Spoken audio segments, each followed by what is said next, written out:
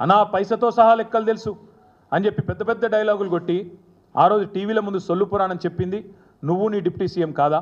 ఇవాళ వచ్చి మళ్ళీ దివాలాకోరు మాటలు మాట్లాడుతున్నా ఈ సన్నాసి ముఖ్యమంత్రి నేను అడుగుతున్నా, నువ్వు కాదా ఆ రోజు చెప్పింది మాకు అనా పైసతో సహా ప్రతి లెక్క తెలుసు, ఎట్లా మాట నిలబెట్టుకోవాలో తెలుసు అని ఉదరగొట్టింది నువ్వు కాదా?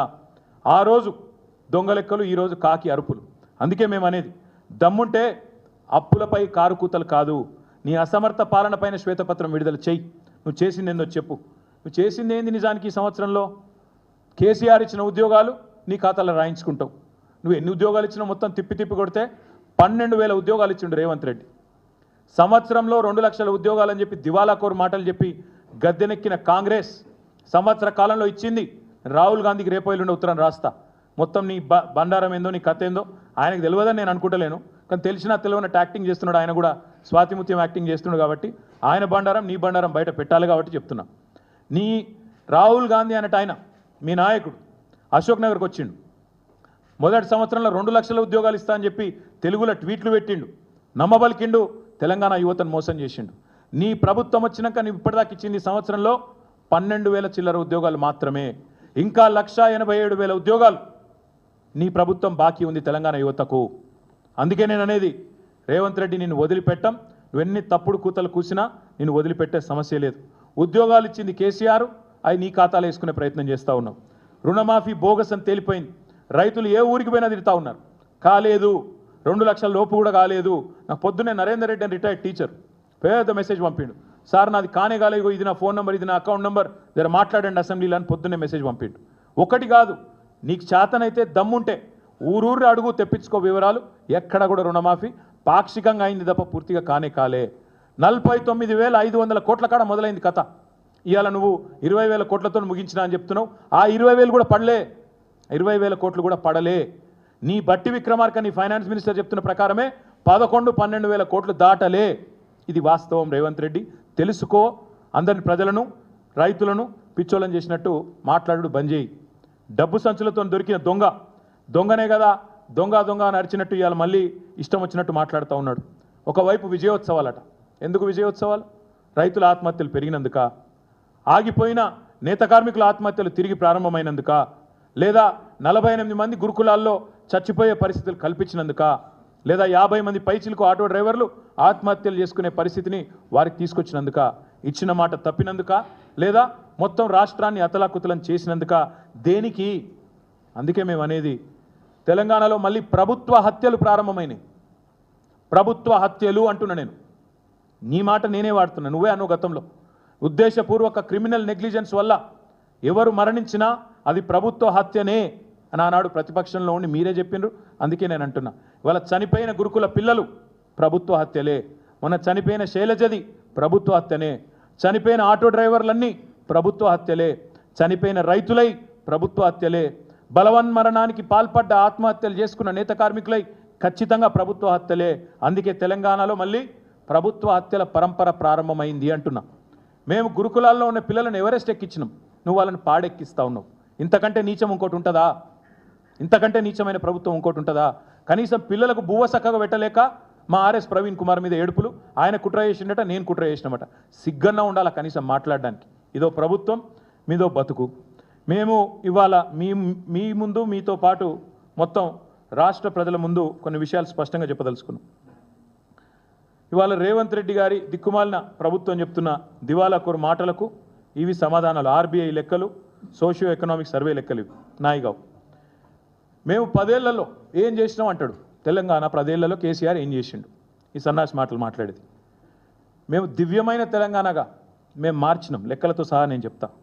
10 ఏళ్ల ప్రస్థానంలో స్వరాష్ట్రంగా మారడమే కాదు, అసలు వీళ్ళకు పరిపాలన వస్తుందా, తెలంగాణలోకి అంత సీనుందా అని మాట్లాడిన వాళ్ళందరూ నోర్లు ముయించే విధంగా ప్రగతి శిఖరాలను అందుకున్నది తెలంగాణ కేసీఆర్ గారి నాయకత్వంలో. విఫల రాష్ట్రం అవుతుందని చెప్పి పిల్లి శాపాలు పెట్టిన సన్నాసుల నోర్లు ముయించే విధంగా అద్భుత విజయ తీరాలను చేరుకున్నది Telangana. Most successful state in ఇండియాగా ఆనాడు తీర్చిదిద్దింది కేసీఆర్ గారి నాయకత్వం. ఈరోజు కూడా కాకపోతే నీకు అది ఇముడతలేదు. కేసీఆర్కి మంచి పేరు వస్తే, తెలంగాణకు మంచి పేరు వస్తే, తెలంగాణకు మంచి పేరు వచ్చినా కేసీఆర్కే వస్తుందని చెప్పి ఇవాళ ఇప్పటికి కూడా అదే తప్పుడు కూతలు కూస్తూ ఉన్నాం. కేవలం మీ పరిపాలన యొక్క వైఫల్యాలను మీ చాతగాంతనాన్ని కప్పిపుచ్చుకోవడానికే చిల్లర మాటలు. నేను 3 విషయాలు మీ ముందు చెప్తా ఉన్నా. Socio economic survey, reserve bank of India లెక్కలు, ఇతర ఆర్థిక అభివృద్ధి సూచికలు. ముందుగా డెవలప్మెంట్ ఎక్స్పెండిచర్, ఇది నా లెక్క కాదు, సోషియో ఎకనామిక్ సర్వే చెప్పింది, తెలంగాణ ప్రభుత్వమే ప్రచురించిన లెక్క, పోయిన సంవత్సరం ప్రచురించిన లెక్క. దీని ప్రకారం డెవలప్మెంట్ ఎక్స్పెండిచర్ అంటే అభివృద్ధి పనుల మీద పెట్టే వ్యయం రూపాయి ఉంటే ఎంత. తెలంగాణలో మేము చేసిన మొత్తం నికర ఖర్చులో 10 ఏళ్లలో అభివృద్ధి కోసం పెట్టిన ఖర్చు 74%, 74% is development expenditure. This is the highest in the country for any state. ఇది మూర్ఖులకు, ఇక్కడ ఉండే సన్నాసులకు, కాంగ్రెస్ సన్నాసులకు తెలియకపోతే మేము చేయగలిగింది నేను చదువుకోవాలి. మా లెక్క కాదు, సోషియో ఎకనామిక్ సర్వే లెక్క ఇది. చదువుకోండి, కాపీ లేదంటే నేను పంపిస్తా. 100 రూపాయలు ఖర్చు పెడితే 74 రూపాయలు డెవలప్మెంట్ మీద ఖర్చు పెడితే దాన్ని తప్పులు మాట్లాడితే ఏమనాలి మిమ్మల్ని నేను. అదేవిధంగా committed expenditure as percentage of revenue receipts అంటే రాష్ట్రానికి వచ్చే ఆదాయంలో ఉద్యోగుల జీతభత్యాలు, అప్పులు, పెన్షన్లు ఇవన్నీ తీసేస్తే ఎంత మిగులుతుంది అని చెప్పే లెక్క. దాని ప్రకారం తెలంగాణకు వచ్చిన ప్రతి రూపాయి ఆదాయంలో జీతాలకు, భత్యాలకు, పెన్షన్లకు, వడ్డీలకు పోయేది కేవలం 47 పైసలు. మిగతా 53 పైసలు బ్రహ్మాండంగా మీకు అభివృద్ధి కోసం అందుబాటులో ఉంది. దేశంలో అతి తక్కువ కమిటెడ్ ఎక్స్పెండిచర్ ఉన్న రాష్ట్రాలలో తెలంగాణ ఒకటి. ఇది అక్షర సత్యం. ఇది not my report, socio economic survey. 47 పైసలు పోతే ఇంకా 53 పైసలు మిగులుతాయి కదా, అందుబాటులో ఉన్నాయి కదా, చేతనైతే ఖర్చు పెట్టచ్చు కదా. ఆ తెలివి లేదు. నోరు బారేసుకోవడం, పనికి మాలిన కారు కూతలు కోయడం, ఇంకా మళ్ళీ మీదికెళ్ళి చిల్లర మాటలు. మాకు ఉన్నదంతా వడ్డీలు కడుతుంది, పోతుంది, జీతాలకే పోతుంది, పెన్షన్లకే పోతుంది. అది కూడా మీకు తెలవాలి. దయచేసి నేను పత్రికా మిత్రులను కూడా కోరుతా ఉన్నా. వాళ్ళు ఏ సొల్లు పడితే ఆ సొల్లు వాగితే మీరు అదో బైబిల్లో స్క్రిప్చర్ అన్నట్టు లేకపోతే ఇంకోటి అన్నట్టు మీరు రాయడం చాలా దారుణం. యాజ్ ఇట్ ఈస్ ప్రచురించడం, ఫ్యాక్ట్ చెక్ చేయకుండా చాలా చాలా దారుణం. దయచేసి నేను చెప్పేదానిలో కూడా తప్పుంటే ప్లీజ్ ఫ్యాక్ట్ చెక్. వాళ్ళు చెప్పేదానిలో తప్పున్నా ఫ్యాక్ట్ చెక్ చేయండి. ఆపోజిషన్ చెప్పేదైనా, గవర్నమెంట్ చెప్పేదైనా అవి వేదాలు కాదు, అవేం బైబిల్ సూక్తులు కాదు, అవేంలో ఖురాన్లోనో లేకపోతే ఇంకో దానిలోనో రాసిన గొప్ప విషయాలు కాదు. అందుకే మేము చెప్పేది, అసలు ఈ ముఖ్యమంత్రికి కానీ ఈ క్యాబినెట్ కానీ కనీస పరిజ్ఞానం, కనీస అవగాహన లేదు. వాళ్ళు మాకు అప్పజెప్పిపోయిన నాడు రాష్ట్రాన్ని 2014లో ఆనాడు అప్పజెప్పిపోయిన నాడు రెవెన్యూ సర్ప్లస్ 369 కోట్లు, 369 crores. ఈరోజు 2023లో డిసెంబర్లో మేము వీళ్ళకి అప్పజెప్పిపోయిన నాడు రెవెన్యూ సర్ప్లస్ 5,944 crores.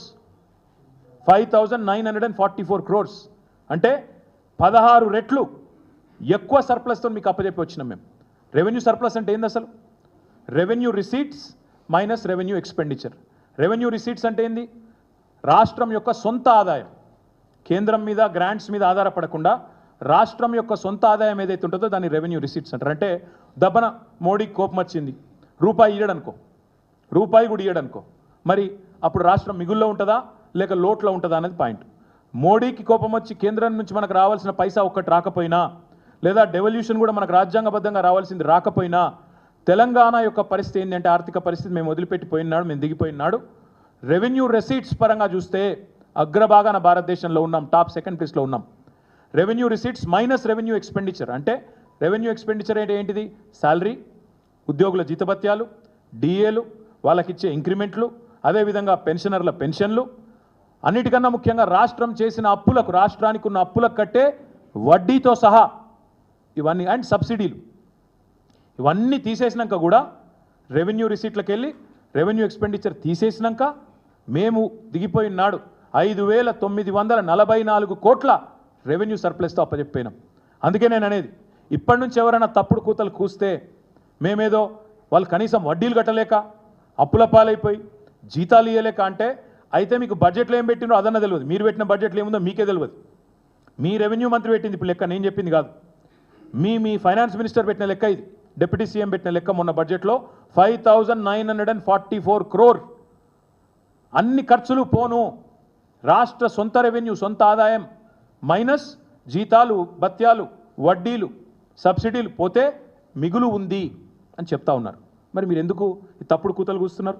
నేను ఇంకొక మాట ఇక్కడ చెప్తా ఉన్నా. ఎంత గోబెల్స్ మాటలు అంటే, ఇంత పెద్ద ఎత్తున సర్ప్లస్తో అప్పచెప్పి పోతే చిల్లర మాటలు. 7 లక్షల కోట్ల అప్పులు.